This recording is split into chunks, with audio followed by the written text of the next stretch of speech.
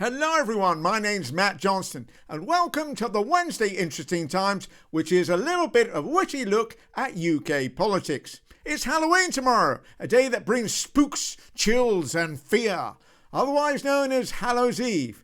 But today it's Hallows Eve's Eve. I'm terrified that Rachel Reeves is going to come after it. Well, what we're going to get on Wednesday, I fear, is the most socialist budget in living memory. They're terrified. Were asked what they are expecting, they said that they were worried, anxious, even scared. It will be a disaster. What vibes are you getting from Labour MPs about the budget? Are they trepidatious? They are all slightly terrified. But are you looking forward to the budget? How do you feel about it? I'm terrified. Terrified, and indeed trepidatious. And we all know what happened to that dinosaur. The budget is later today. This show was taped last night, and everything we've been terrified, spooked and trepid about is being announced later. Cuts across the board. But should we be worried? Yes. According to the two previous chancellors, Jeremy Slasher Hunt, and first, here's Kwasi. Kwasi, very good morning to you. Welcome. Very good to hear from you and to see you. You liken Labour Party to somebody that you were courting for a while, and then suddenly you got married to them and discovered that the truth was not quite what you thought it was. I think many people have found that. And now they've been pretty clear about their intention to increase taxes. Yeah. I think what we are going to see is one of the most jobs-destroying budgets that we will ever remember. I think this is going to be the most damaging budget that we've had since the 1970s. Are you kidding me? The worst budget in the last 50 years is not even going to be the worst budget of the last decade. We're not even halfway through it yet. But that's not the only reason Jeremy Seaborn should be worried. Do you remember after the last election when Labour complained about the financial and, let's be honest, every other kind of mess they'd inherited, and Jezza accused Rachel Reeves of making the whole thing up? Well, we're going to find out tomorrow, as the OBR, the Office for Budget Responsibility, are going to publish their findings of the review done in March that looked into whether the information and assurances provided to the OBR by the Treasury regarding departmental expenditure limits ahead of the Conservative final budget before the general election were adequate. Ha! We all know the answer to that, and so does the Hunt, as he's accused the OBR of breaking their impartiality and wants to block the report from coming out.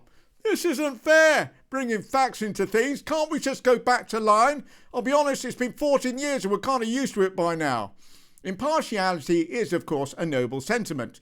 Except apparently when it comes to sitting down with Conservative MPs, Conservative ex-MPs, Conservative spads and Conservative chancellors and ex-chancellors and getting their impartial take on the Labour budget. And putting Kamikaze Kwarteng on I'm a Celebrity would have been an insult to the British public, but putting him on various news shows to talk politics and the budget is mind-blowing. Every time he comes on telly, the pound gets PTSD.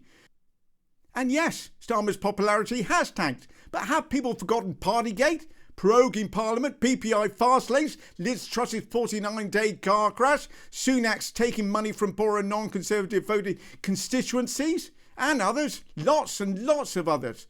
But of course, that says nothing when the new guy's been hanging pictures in his house, or, going to a concert. As I think I mentioned before, I didn't vote Starmer, but watching the just exhausting ridiculousness of the looking for an angle tells me he's on the right path. Of course, I appreciate that may change later. Hey, we political YouTubers are a fickle bunch. Anyway, Rachel Reeves will make history today as first female Chancellor of the Exchequer to deliver the budget. Go, oh, isn't it great? We've got a woman Chancellor. Yeah. You're not judging people because of their gender. You just go, well, actually, she might be a great Chancellor or she might be a terrible Chancellor. I don't care whether she's a man or a woman. Mike Morning Glory there, saying he couldn't care less if she was a woman. But I'm not entirely sure that's true for Mike, or indeed some other individuals. Men. I want to ask you this, Isabel. Do you believe that Rachel Reeves looks like Richard III? She seems to spend more time, I think, changing her hair colour several times. Her claims to be a Bank of England economist appear to be in doubt, with reports that, in fact, she just worked in the complaints department. Describing herself as an economist working in a bank, and it turns out that that isn't actually true either. It's uncanny. This is a... Richard, look at that. Look at that's Richard III. That is Rachel Reeves with a hat on. It is. young women and girls will not be watching the budget, I'm afraid. They might be watching the latest Taylor Swift video. Honestly, what's the point in asking her anything? She only mopped floors at the Bank of England while filing her bloody nails. And you know what? She's not even that hot. Of course, they spoke about men like this too. Who could forget journalists in the 19th century speaking to the Viscount of Althorp and asking him to spend a bit more time on the Reform Act and a little less time on finding the right shoes to match their budget box?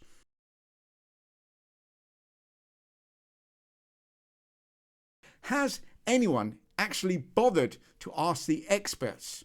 Say, this is where we are. This is the challenge facing the UK. We need better public services. That will require higher taxes, higher borrowing.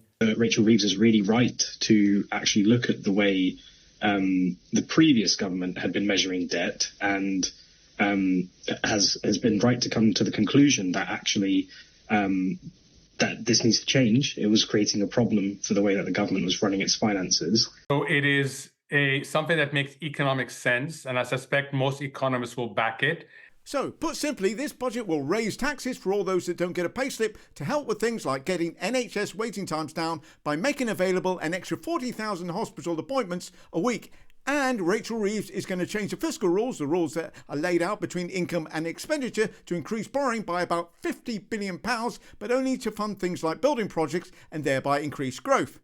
That's the headlines, in case anyone's remotely interested.